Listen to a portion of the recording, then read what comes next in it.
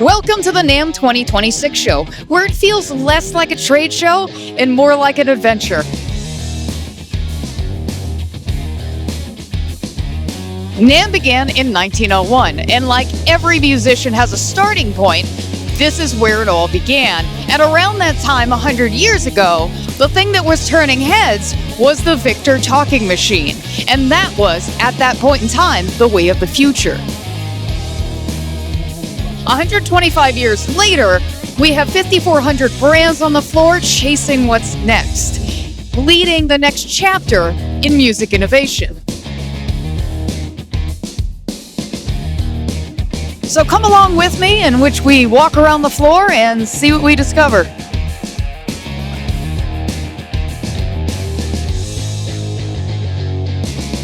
I'm here at the Cosmophonic booth, and I basically want to see what wild, crazy thing of a guitar that we're going to be looking at. Hi, I'm Olaf. I'm from the future. Cosmophonic was established in 2125. We're 99 years ahead of schedule. I see that. Yeah, thanks.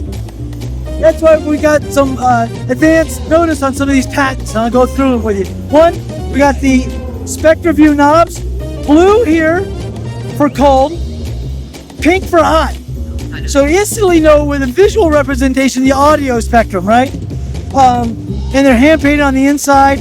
Easy to see because they're fluorescent. You can see them in low light conditions. We got the Les Tremolo, very responsive with the roller bridge.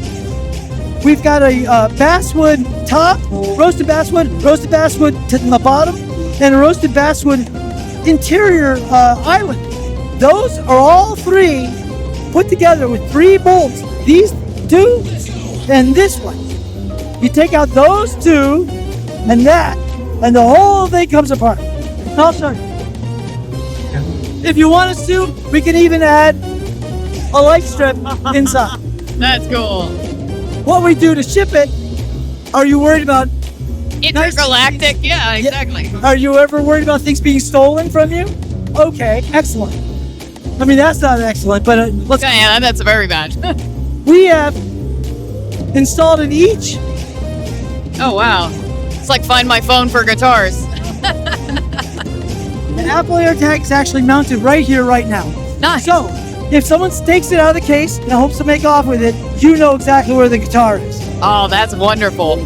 And the pickups, are these the futuristic, nobody knows about rail hammers? These are amazing. They're from the past, and it's an amazing past. Reverend Railhammer pickups are awesome. Number one, these big pole pieces here capture a lot of the high-end frequency and a lot of beautiful chime and roundness. You can see how big and round they are? That's how big and round your sound is. The next, the Railhammer, the rail part of the Railhammer gets a very particular slice of the bass frequency. So even though we have a 24.75-inch scale neck, like a Gibson scale neck, you can expect it to be flubby, right? A little flubby in the bass end. This narrows that focus, so it's very focused. With the Surroundo Sonic aluminum grill, we capture even more of those Helmholtz low frequencies and contain them, so it's very resonant against the body when you play it. I'll have you do that. And we it also accentuates the high end too, so you capture a very warm, round tone. It's beautiful. Next, we have the 18-to-1 locking tuners. You lock them in here, you turn it a couple times, it's locked in. You can see how many turns it takes to tune it, like half a turn.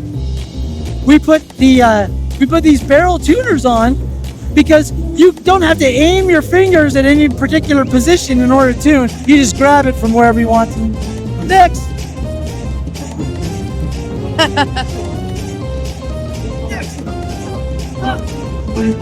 Sorry, I'm lost in space. Next. Aren't we all? We've got, thank you. This is another patent. So in the future, everyone puts a strap button on the strap because that's how it should be done. It's called strap button. Yeah. Right. Yeah. Okay. So I'm going to show you how to do this. And you can do it yourself too. Pay attention, kids. Pay attention, kids. Pretty lightweight. Here, hold this. 6.2 pounds. Oh, wow. This is great. And it's definitely not going to hurt my back at all. Yeah, exactly. And you can play, you can hear it, so you can play in a hotel room by yourself. You don't have to Perfect. crank it up. So go like this. This module has 3 screws that hold it in. So it's not gonna, you're not gonna pull one force, the lateral force is not on one screw to pull it out. Go like this, neodymium mag, go like that, rub it in very gently, boom. Oh, nice. You go like this, lock it in place, go like that, lock it in place. Now, what that means is, when you're on stage and you want to lift up your guitar, it doesn't drop out, okay? I'm gonna have you play it. Yeah, I can feel it. I can actually feel it against my body. This is really great. Yeah. I love the way that is.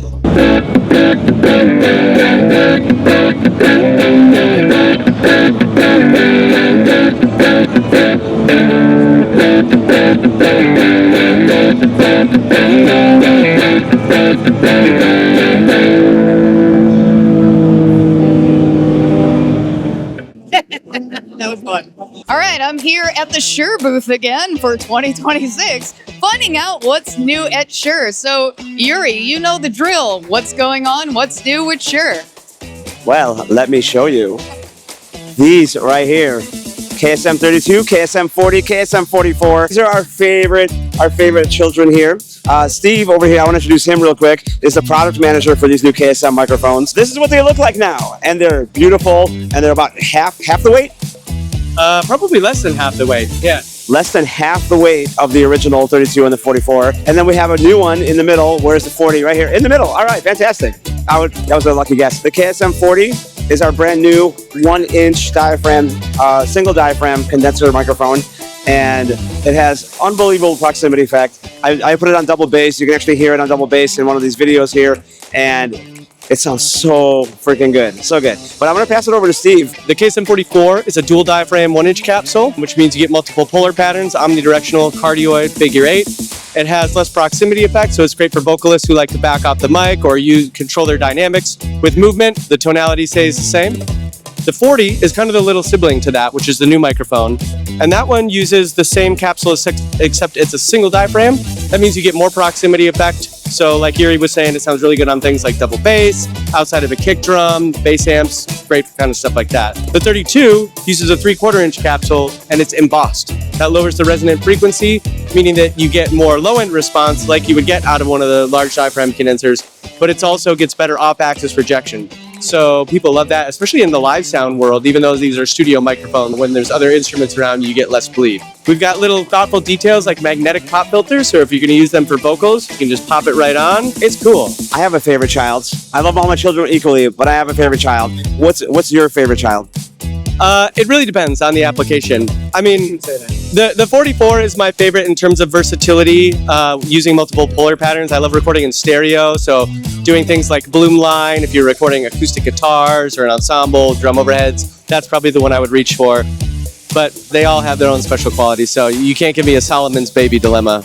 All of our children are special. Yes, yes. That's why I keep coming back to Shure, because I want to see all your special children. Again, out of the selection here, I guess as far as vocals, which one would you probably recommend even for that? You don't even have a different answer. Oh, yeah, for vocals, yeah. I'll counteract. My answer is the KSM 40. Okay. Is that your answer? It could be. I'll balance that out with, that kind of gives you a really modern sound. It has a little bit of extra air while still being smooth. It helps it cut into a mix.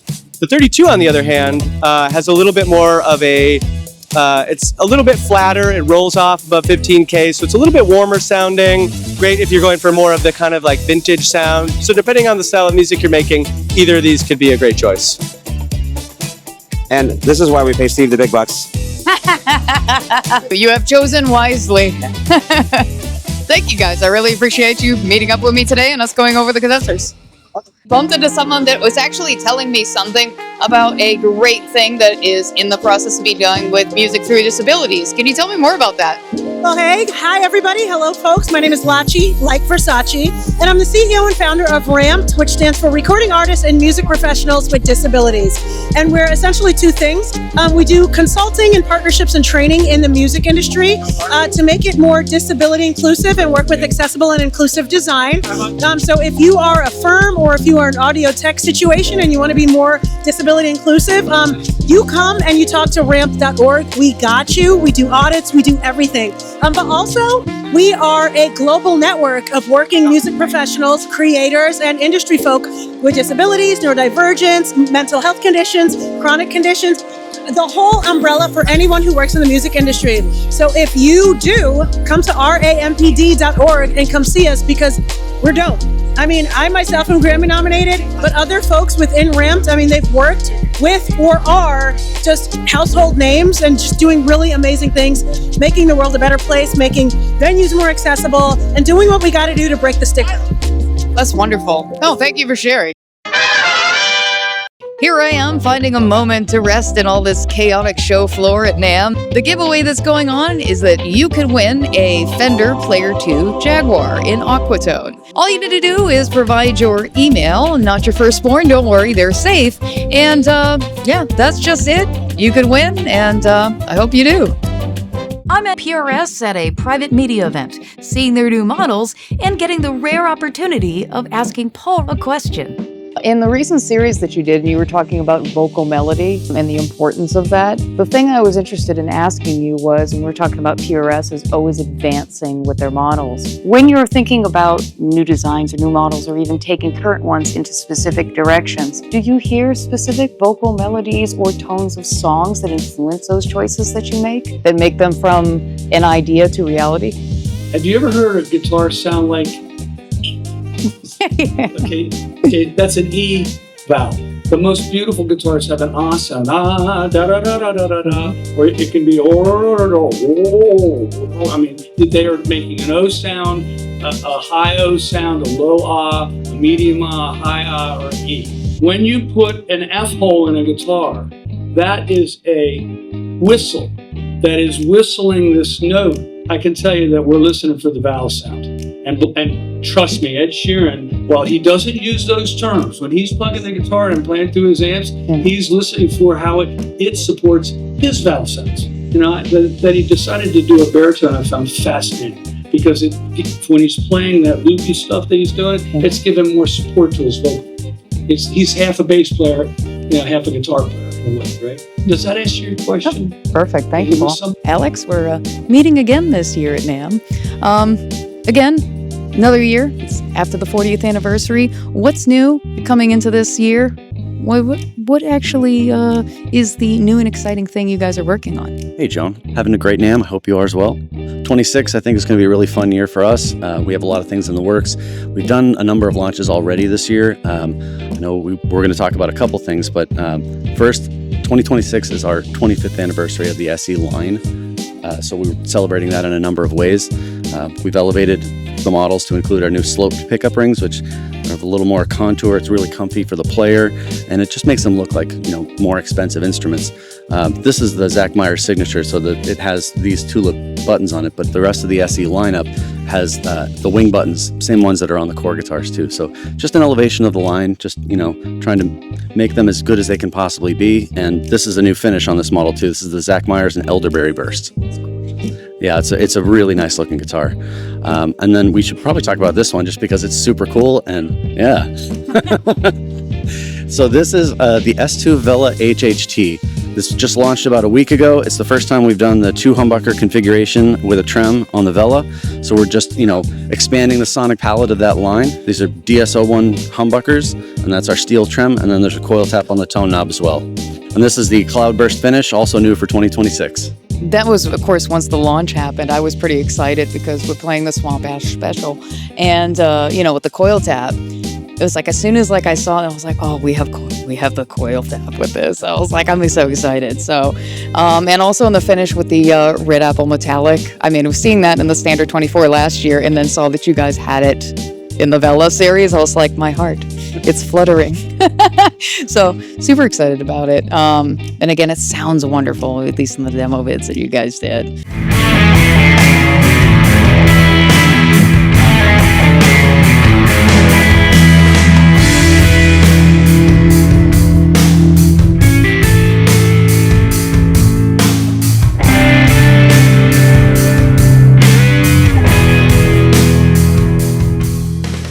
far as any of the other models after this into this year, is there any kind of like hints that you can give us as what's coming? I can't give you any hints. All I can say is that we've got some fun stuff coming this year. Stay tuned. I think a lot of people will be very happy. Awesome. Thank you, Alex. I appreciate it. My pleasure. I'm here at Terra Guitars, and I have followed your process on the Facebook groups and all the luthiers. And from where it started some time ago to now, to see you now at NAMM, how did this process come together?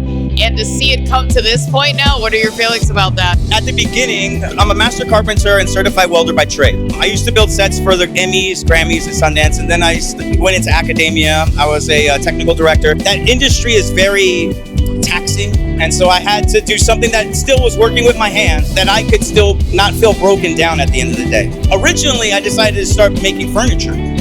And then I went to an art show, and there was this layered art on the wall that I saw. And I was like, this is beautiful. Like, how can we adapt this in a different way? So from there, I started on the first prototype. I had no thought process of stringing tension and what that would do to the body. When I strung up our first guitar, it snapped on us. And I said, okay, well, now we have to go back to the drawing board. And so then 3 renditions later was our first ever working prototype.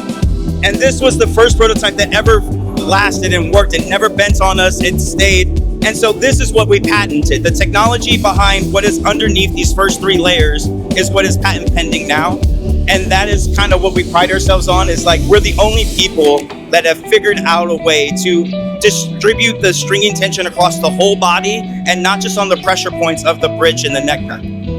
That's impressive. That's impressive, because again, it's all wood, even the knobs, like everything. How many layers are they in total? It's 15 layers of 1/8" maple, so it's an 1 7/8" depth all the way through. I had just a working prototype. I put it online on the Facebook groups to get feedback. And from there, I got such a warm reception that it was like I was on the right path. Yeah. And so I then made 3 prototypes, which were this one and this one behind me. And like I said, since I'm not a guitar player, I gave them to my friends. And I said, I don't know what's right. Tell me what's right and what's wrong with this. And you're only going to know that based on how they feel about it when they play it to give you feedback. Yeah. And again, when it comes to like, you work on these passion projects, you're building like your brand and how you build things, it's really your friends that are going to be the ones that support you along the way. 100%. And I'm lucky enough to have friends that are in the music world that can play guitar. And so, you know, that's where I went. And I don't have this mindset where like my way is right. So when I got those criticisms back, we went from the original prototype now to something more comfortable for the average player. And so now we sell 2 different lines. We sell a Genesis line that is only sold in stores, and you can only get in stores, and that's made for a wider audience. And that's kind of like a labor of love. We do very small runs. There are only 10 guitars per run of the same design, and then that run is over, and then we start a new run. Because we're keeping these runs really, really small, they'll hold their value, and no matter who gets what piece, it'll always be a custom piece. You will always have a one-of-a-kind Terra guitar, no matter where you purchase one of our guitars. And then our secondary line, the Inception line, is built from the ground up specifically for each client. We talk to them about the design process, what their likes are, what their dislikes are. That tends to range a little bit higher in cost, but you get something that essentially no one else will have. And as far as like the cuts that you're making in the layers, are you doing that by hand, or are you having like a CNC or? So most people think CNC is a router, but yes, we are CNC, but we're a laser cutter. And so all of our stuff is done through the computer. We work in a program called Lightburn, and we start from the very top layer and we build down to the last 15. And then once we're done, we send that to the laser, and the laser starts from the 15th layer and cuts all the way up to the first. Then we take those off, and then we have the trade secrets behind how we connect everything together. When you're thinking about these patterns and the designs, what you're doing, where are you drawing inspiration for? Are there any type of artists in general that you look to as far as to get the ideas for these guitars and the patterns, the way you layer them? So the Inception line that is built from the ground up is all client driven. So we do one-on-one meetings with the clients, and they tell us what they want the design to be. When I make the designs myself for the individual Genesis runs, typically it's from my heart, it's from my mind. I think of like a theme, and I try to base my design off that theme. So this original theme was elemental, and so Earth, Wind, and Fire was my original thought process behind it. And at the very bottom half of our guitar is the flame, the upper half is the wind, and it's made from earth. That was my whole thought process behind that design. Complements the pieces so well. So again, it's a pleasure to come by, see you here, see them in person, because I was only seeing them online before. That's why I was like, oh, I want to come by. I'm so excited to see them. You're gonna sit and play a little bit, right? Oh yeah, of course, of course. Awesome. Thank you so much. I really appreciate it. And I wanted to say before I go, big thank you to Sweetwater for sponsoring this video, and also NAMM House. Stay tuned for the next NAMM video, which is currently underway as I speak. So until the next time we meet, be the good you wish to see in the world, be excellent to each other, and be seeing you. Also, though, if you're new to this channel, allow me to tell you some details about it and how you can help it grow. Subscribing to the channel is one great way to help, as well as sharing it with your friends and laughing together watching the animated silliness we get into while exploring effects pedals and creating original music with the house band. A monetary way you can support the channel is through Sweetwater affiliate links, as well as Patreon. So thank you, honestly, from the bottom of my heart. I would not have gotten this far without your encouragement and support.